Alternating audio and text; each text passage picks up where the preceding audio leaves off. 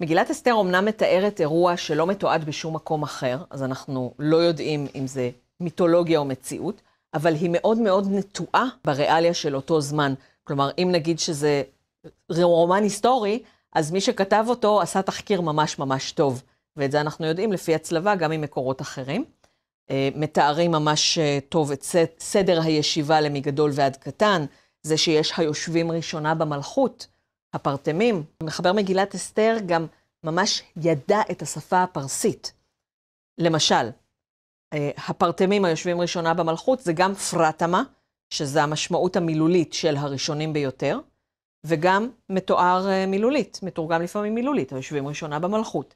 האחשדרפנים, גם משתמש במילה הפרסית, חשתרה פאוואן, בצורה שדוברי עברית של אותו זמן יוכלו לבטא, אבל גם אומרים שרי המדינות, שזה תרגום מילולי. משתמשים ממש במונחים שהיו שגורים באותו מקום. גם העניין הזה שיש הרבה נשים ויש תור נערה ונערה לבוא אל המלך, מתועד גם בעוד מקומות. כלומר, מחבר מגילת אסתר באמת יודע על מה הוא מדבר, ויש לי חשד שהוא ידע פרסית יותר טוב מעברית.